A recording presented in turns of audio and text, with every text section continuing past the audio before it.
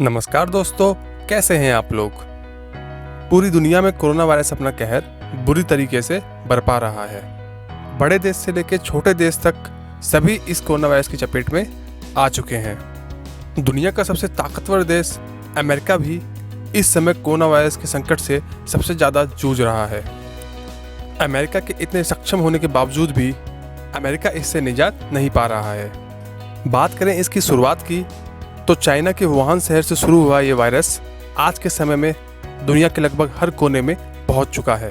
तो बात करें न्यूजीलैंड देश की तो कुछ दिनों पहले ही न्यूजीलैंड ने कहा था कि वह कोरोना वायरस से निजात पा चुका है, लेकिन कुछ दिनों बाद ही न्यूजीलैंड के अंदर भी कोरोना वायरस से संक्रमित लोग पाए गए। तो इससे हमें यह पता लगता है कोरोना वायरस से इतनी आसानी से निजात नहीं पाया जा सकता है, और बिना वैक्सीन के तो बिल्कुल भी नहीं। कोरोना वायरस से बचने के लिए दुनिया भर के सभी देशों ने अपने आप को लगभग लॉकडाउन कर लिया था, लेकिन लॉकडाउन के चलते धीरे धीरे देशों की इकोनॉमी खराब होने लगी।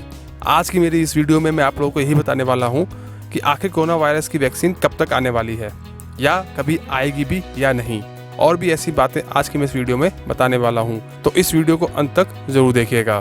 पूरी दुनिया ही लगभग कोरोना वायरस से लड़ने में लगी हुई है। दुनिया भर के साइंटिस्ट और रिसर्चर कोरोना वायरस की वैक्सीन को ढूंढने में लगे हुए हैं। दुनिया भर में कोरोना वायरस की वैक्सीन की खोज के बीच भारत से भी एक अच्छी खबर आ चुकी है।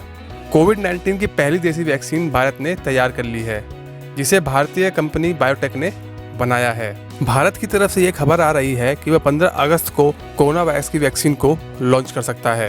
तो चलिए जानते हैं कि ये वैक्सीन कब तक आएगी। कोविड-19 की पहली देसी वैक्सीन तैयार कर ली गई है, और जिसे तैयार किया है भारत की कंपनी बायोटेक ने। जल्द ही इस वैक्सीन का ह्यूमन ट्रायल भी शुरू होने वाला है। लेकिन सबसे बड़ा सवाल यह है कि आखिर ये वैक्सीन बाजार में कब तक आएगी। इसके लिए लैब से मार्केट तक वैक्सीन आने की पूरी प्रक्रिया के बारे में जानना जरूरी है।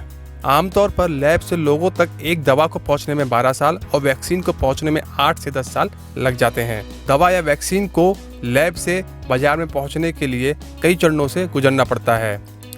इसमें पहले चरण का ट्रायल 1000 से 3000 मरीजों पर किया जाता है, जिसमें लगभग 2 साल तक लग सकते हैं। दूसरे चरण का भी ट्रायल 1000 से 3000 लोगों पर ही किया जाता है, और इसमें भी लगभग 2 साल तक लग सकते हैं। वहीं तीसरे चरण की बात करें तो तीसरे चरण में 15,000 से 30,000 लोगों पर इसका ट्रायल किया जाता है, और इसमें आमतौर पर 3 से 5 साल तक लग सकते हैं।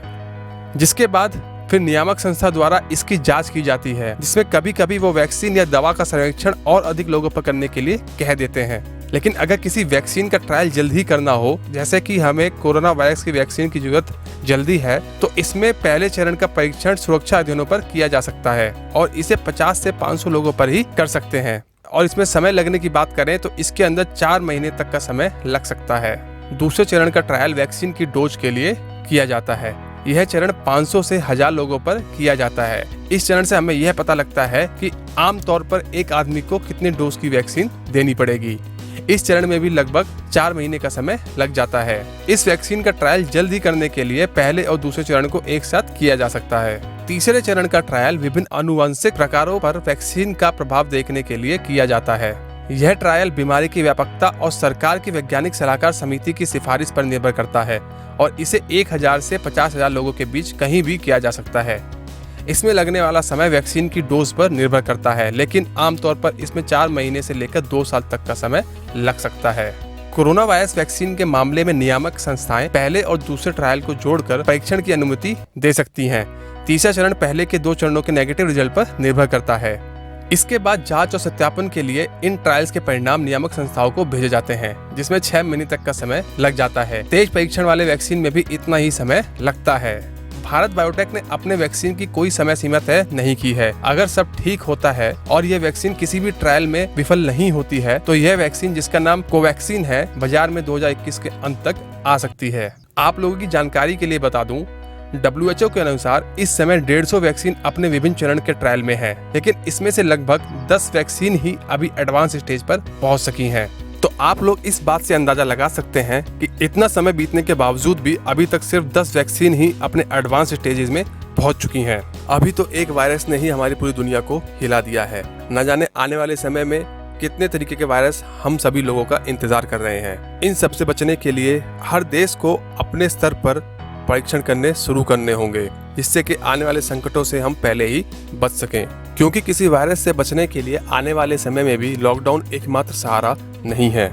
लॉकडाउन हम सबको कुछ वक्त तक के लिए तो बचा सकता है, लेकिन लंबे समय के लिए इसका असर बहुत ही बुरा होता है। और आने वाले समय में अगर लॉकडाउन का ही सहारा लिया गया तो कई छोटे देश इस लॉकडाउन की चपेट में आकर बर्बाद हो जाएंगे।